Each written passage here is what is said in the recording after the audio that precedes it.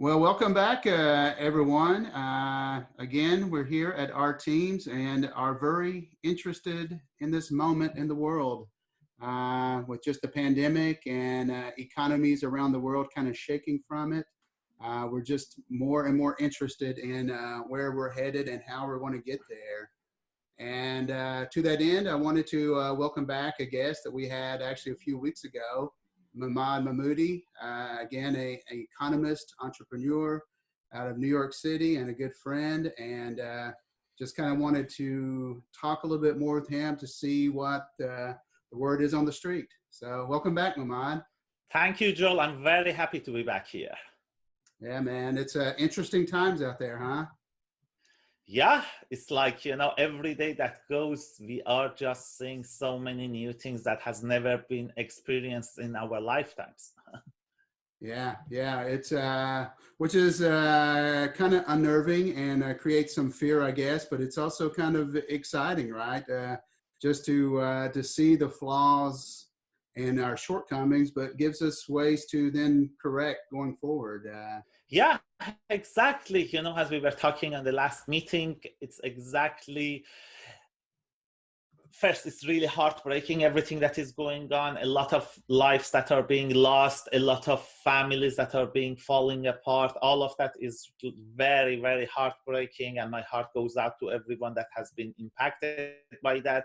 But on top of everything that people are going through health-wise, there is a huge economic impact that is, on one side, as you mentioned, frightening and unnerving, but on the other side, there is a lot of hope. It brings people of the world closer to each other. It is bringing, new ideas to the face, and it's like showing that a new way of living and a new way of doing everything is possible. Yeah, I mean, some of those things are working from the house, right? Everybody in America is pretty much working from the house. Which is interesting, and it's still working somehow. But in other ways, there's a lot of people who can't work from their house, servers, bartenders, things like that, who are out of work now. I know you are pretty closely tied in on this. What's our latest numbers on the number of unemployment? Yeah, so the numbers come out Thursday mornings, but in the last 3 weeks, the official number were about 17 million. Wow. Official subscription. And they are saying that based on different statistics, unofficial numbers is something around 50 million people. And to put it into consideration that the US market has total of 153 million official working force. And so in other words, 33% of people are directly impacted by that. But, there are a lot of other numbers out there.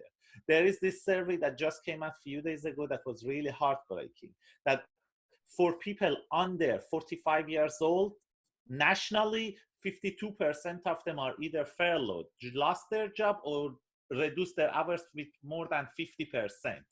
And that number in the state of New York was over 70%. Wow, that's crazy. It makes me happy that I turned 46 in about 3 weeks. Get me out of that category, man. But yeah, no, that's really scary. And I know something that kind of a little bit of a lifeline for a lot of those people is the $1,200 check that we keep hearing about. But I don't think anyone has seen it yet. Have you heard anything about that? Personally, and I have a business, and we've applied for some loans also. And from our bank, we just keep hearing we're not sure yet. And there's a lot of fear out there. And without answers, we create a lot of stories in our head. And I know a lot of people are in this position right now.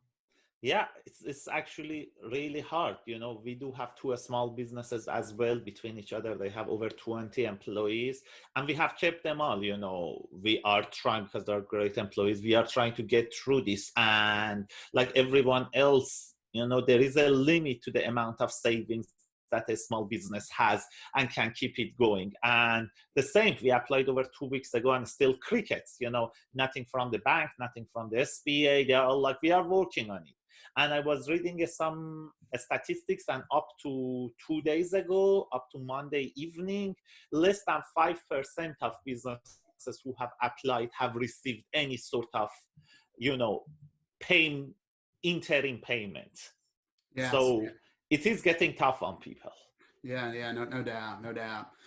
This is a good segue into another thought that I had that we touched upon the last time just a little bit, but more and more in the last few weeks, I'm seeing this idea of universal basic income or some type of taking care of humanity in a way that's not tied to this economy in some way.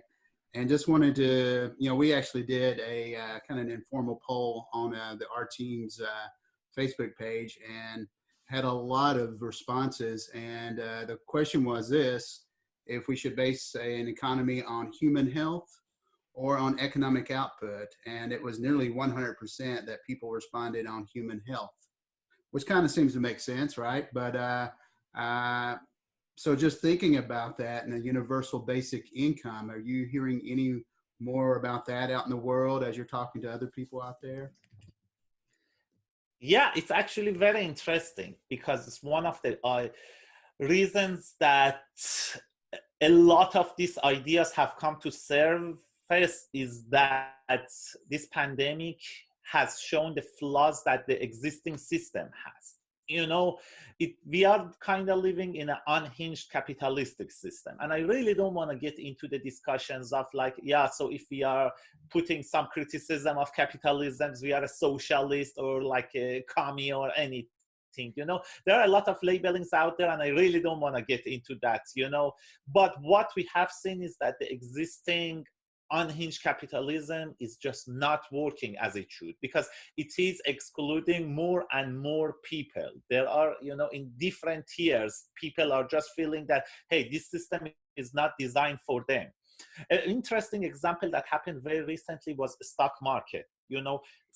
Last week, there was this state that the stock markets bounced back last Thursday. It bounced back up, and it was the highest gain it has ever had from 1935. Funny enough, it was the same day that Department of Labor announced that over 17 million people managed to register for unemployment. It could not be a better coincidence to represent that gone the days that a stock market was a representation of how healthy an economic system is. It has become a system that, hey, when it's working great, it's working for a small group of people. But when it's falling apart, we have now everyone, including the government, and everyone should come together to rescue them. But while it's working well, it's that profits is not distributed to everyone. So this was the best example that these parameters like stock market, GDP, things like this are not representative of health of an economy anymore. Yeah, that's pretty wild to hear, right? Because you think that maybe we've been trained to think this, that if the stock market is up, everybody is up, right? But myself growing up in Eastern Kentucky, we never once looked at the stock market to try to understand if we were doing good or bad, right? It's just it doesn't connect really much here in Eastern Kentucky. It's just a whole different game. So it is to see that the market goes up so much on the same day that 17 million people are known to be unemployed. Yeah, there's a disconnect there.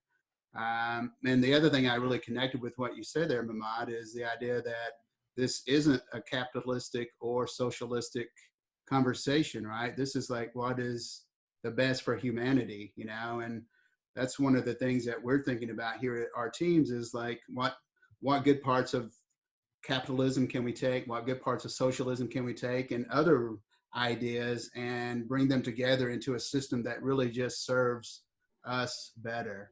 So that's our potential, I think. Definitely. So we've talked a little bit about this, but in general, do you think the system? Well, and I think the system isn't holding up. I'm not even going to ask that question. The system just seems to be faltering right now.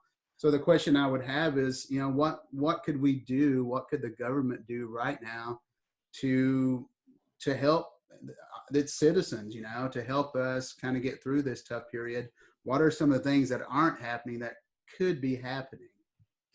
Very good point. So yeah, I don't think literally anyone is thinking that the government or the whole society is holding it together, is properly faltering. And there are very interesting examples. I make few of them. Relief package that we just talked about. Even the way that it is designed, even if it would have worked properly, which it did not, absolutely not, even if it would have worked properly, still it was as if it's holding low-income people hostage. It is, for example, putting over $50 billion aside for bailing out airlines. But what does it do? And why? Because they're like, if you don't do this, 1 million people will lose their jobs. It's not that it's going to happen. If we were having a healthy economy, we would have let the people that were on the top levels of there, executives there, that did all those stock buyback, they did all those things. We would have let them fall apart. It's not that the airline would fall apart, it would go bankrupt. A new group of people would come in and start running it differently. So now how it has hold is that, hey, if you don't do this, 1 million people are losing their jobs. So you have to pay us this big money so we can pay these huge, crazy bonuses and stock buybacks for executives so those people don't lose their jobs. Proper, it's called economic hostage situation. Or in the other case, real quick, Mammad, I would say that's a socialistic thing right there, right? It's us, the taxpayers, giving money to support something, right? That's kind of a socialistic concept. Exactly. It's like government sponsored socialism for people who do not need that. Yeah. Or, the other way that people are really, really getting desperate, in a healthy economic system, a hiccup like this, a big hiccup like this should not make everyone fall apart. People are getting so desperate. There are videos coming out that in Pittsburgh, Pennsylvania, there was over 5 miles of queue for getting food from a food bank. 5 miles queue. It should not be like this. GoFundMe has over 12,000 coronavirus related requests that is coming up every day. People are just desperate. They did a small statistics here in the neighborhood. I live in East Village, New York, so I know about this. Over 80% of businesses in East Village, New York, the ones that kept open, are now relying on GoFundMe to be able to continue. Over 80%. This shouldn't be a healthy system that within a month of this happening, all of this falls apart. So maybe a good new vision of a world would be when Delta is having a GoFundMe site, right, to try to stay in business. Maybe that would be the reality that we need. I specifically think about 2008 during the housing bubble. Who got hurt during that period? It was the poor and the middle class, right? They lost their houses, they lost their jobs. It was a really big hit. And who profited? It was the big businesses, right? They got bailed out, they got helped out. And why is that? Why do the big businesses get helped out and the small and medium-sized businesses go out or lose their houses or whatever? So it feels that the poor and middle class are always taking the brunt of whenever there is a situation like this. And my question is that fair? Nope, absolutely it's not. And it's very interesting because everyone is waking up to this idea that, hey, the way that it's working is not fair. Compare all of this relief package to what it came in 2008, 2009 to see now everyone is talking about how unfair this system is and how unjust it is. And it even showed that after the 2008, 2009 financial crisis, that with that relief package, a lot of people never got the benefits of that. When it went down, a lot of them lost their jobs, lost their savings, lost their houses, as you mentioned. But when it started coming back up, none of the average people saw any of those gains coming toward them. There was this statistics that I was reading that I still cannot believe how horrible that number is. After 2008-2009 financial crisis, 94% of jobs that were created were either part-time or full-time without any benefits or anything. So those traditional decent jobs with benefits and insurances and stuff are gradually becoming something of history. Mm-hmm. Yeah, yeah. Mama, it's actually like, is it a strategy, right? Is it for the people, the elite who own the big companies? Is it kind of a good strategy for a pandemic to come along, for a housing bubble to come along, because it reorganizes in a way that they always benefit? And I don't want to be a conspiracy theorist here, but it's just kind of interesting. Uh, one other thing that I wanted to touch base on. Again, we touched base on this the last time and just a little bit earlier, but the idea of a payout of some sort, a social security for everyone kind of thing. What is some drawbacks, some negatives? I know. Some people always say, well, people will just get lazy and won't be productive. And have you read, I'm sure you have, or thought on that, and just kind of what are your thoughts on that, Mammad? Yeah, actually, this is one of my very interesting topics. So, first, I'm very happy that this is becoming further and further something that is coming up, that we are realizing that, hey, some sort of like a direct payment to people. Either it is like a UBI, or as you said, there's this phrase social security for all recently came up that is my new favorite, or Artemes system of distributing cryptocurrencies. Any one of these new systems that directly deal with people is gaining a lot of traction for many reasons. One is, we are realizing that people have human rights. There have been always discussion of human rights, but there are human economic rights. The right to have access to clean water, the right to have access to food, the right to have access to basic needs of their life. People are gradually coming to the grapple that these are actually human rights. So I'm very happy to see that. The other thing is, means testing. A lot of complaint about these things are like, yeah, but we should not give stuff to the people that do not need that. Yes, on paper, it sounds right and it sounds logic. But when it comes to reality, there are a lot of obstacles. Means testing, seeing who has the money, who doesn't, and who deserve to receive what, has a lot of blocks. There is a number that I'm not sure if a lot of people know. Health insurance with hospital systems. Every year, their paperwork costs, their overhead costs just for the admin and paperwork and stuff to figure out who gets what insurance, like how much of that they pay, how much of that is a premium, out of pocket, all of that. Every year is $800 billion in United States. $800 billion.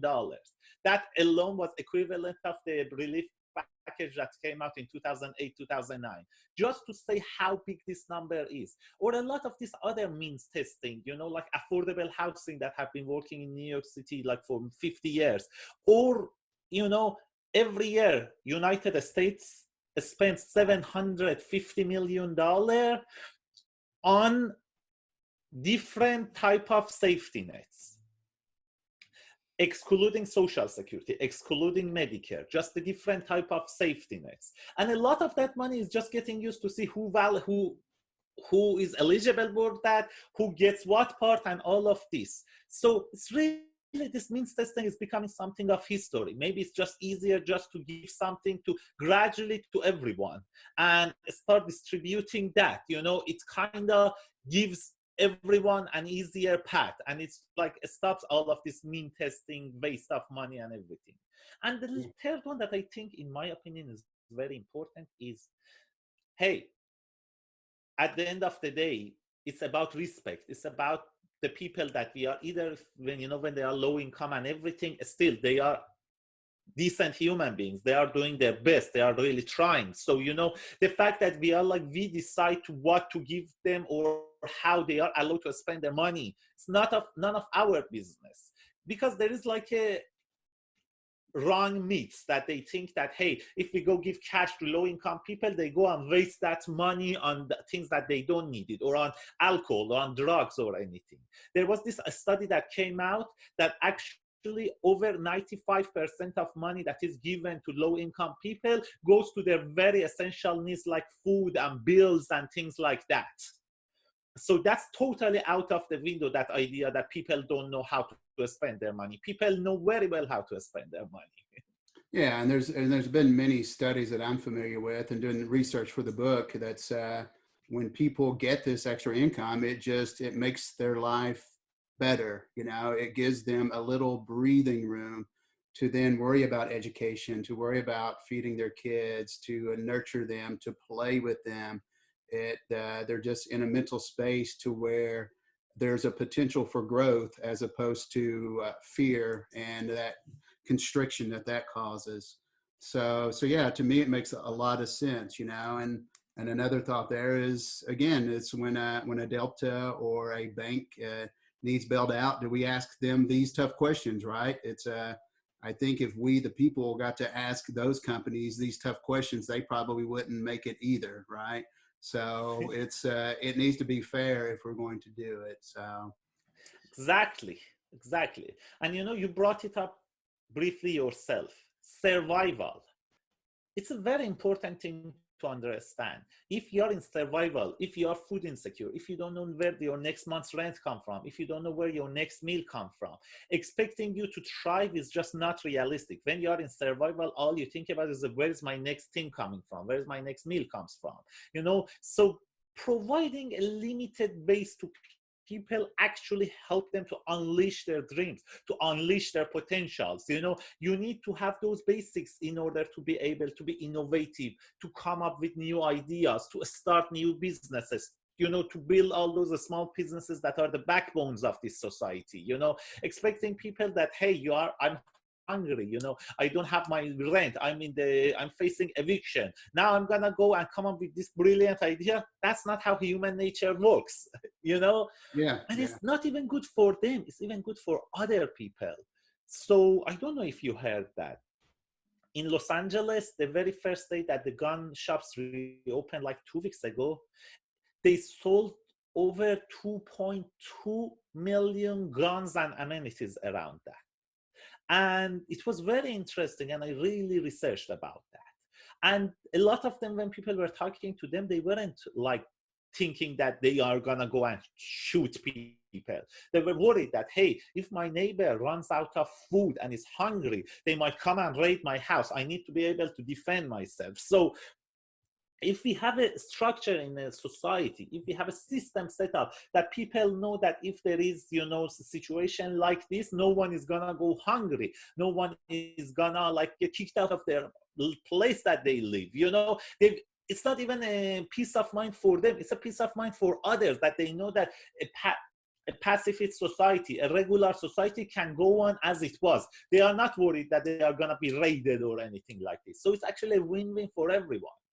So what you're saying, Mammad, is if we treat everyone humanely, we'll quit acting like animals, right? And then we'll quit fearing our friends and neighbors, and we'll be in a space to prosper. And another thing, as you were saying all that, the thing that I was thinking about is just the drug epidemic also.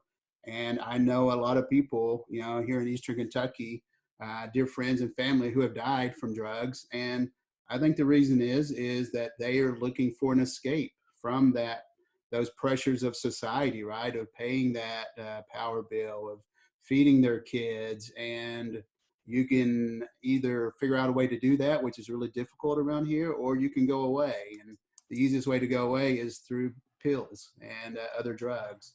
So I think also if we did this universal basic income or some sort of thing where we treated humans humanely, that stress would go away and people would quit, having to rely on drugs to get away from their current fear and mental space. So yeah, I'm very happy you brought this up. Mental health issues, drug addiction is skyrocketing. Like suicide lines are skyrocketing. The numbers have never been seen in modern history. And it has increased about the pandemic, but even before pandemic, even the 2019 number of drug overdose was the highest that has ever been recorded in United States history. And these are showing things that, what I was saying at the start, that people are feeling left out, people are feeling disenfranchised, and then all this pressure, all this power is coming on them. So obviously, some of them will crack, and it's nothing against them. It's just the pressure of society gets too much over them, and telling them that, hey, hey, hey, it's gonna be fine is not gonna help them. What they need is real help, a help that, something that relieves some of those pressure from them, that worry that the start of the month comes and the pile of bills that they cannot afford need to be helped. Not just some word that, hey, let's clap for them, or let's, tell them that it's all gonna be fine. Yeah, yeah. Again, if a poor person here or in New York or wherever knew that when a tough time came, that the government was going to really bail them out, that stress would go away, right? But it's not like that. The poor middle class, again, always get hammered, and it's the deltas and the banks who, the CEOs there have nothing to worry about, right? Because they know they're always going to get bailed out. And man, what a nice life. Good for them. I'm happy for them. I just wish it was like that for more people. So exactly. Well, Mammad, I think that's a great spot, man. That's again, that's great. And again, I'd like to continue this dialogue, man. I'll connect with you at some point down the road, and maybe we can see where we're at in a few weeks again. So again, yeah, definitely. And hopefully in the next meetings we go further in detail about what would be an ideal, healthy economic system. I, as a small business entrepreneur, like to always be solution focused, not just talk about everything that is wrong, but also, what are the possibilities out? And that's another reason that I really love Artemes. It's not just another book, another project that is just listing all the problems and inequalities of the world, but it's actually putting a pragmatic solution out there. And I am very happy about that. And I would love to continue this discussion to put aspects of these solutions out there. Totally. Again, I think we need to be looking at solutions. That's our only thing. And again, that's the reason I don't get into the argument of socialism, capitalism, communism, because to me, I want something totally new. Let's create something that is beautiful and maybe has aspects of some of those, and build it and put it out into the world and help everyone. So that's our potential. Let's do that together. So sure. Looking forward to that, and it was great talking to you. Yeah, thanks, Mammad. Take care, buddy. See you, man. So again, just following up, interesting times, everyone. Stay tuned to the Artemes channel here. We're going to try to put these videos out on YouTube and Facebook and other places, but just keep thinking. The big thing is for each of us to look within ourselves and to try to figure out a way that we can come together as a society to build better situations for all of us. And again, not just a few. And again, if someone starts yelling at you or preaching to you that capitalistic or socialistic or Republican or Democratic ideas are wrong, don't trust them. Again, they're trying to separate. We need to unite, to come together, to try to figure this out together. And if anyone is trying to separate us, it's not a good thing. So just don't trust that. Just be kind, open-minded, and let's try to work together to do this. So thanks again for showing up. Check out our Facebook page, Artemes, like it. We're trying to build a community there, and do the same thing on our YouTube channel. Thanks again, guys. Take care. Bye-bye.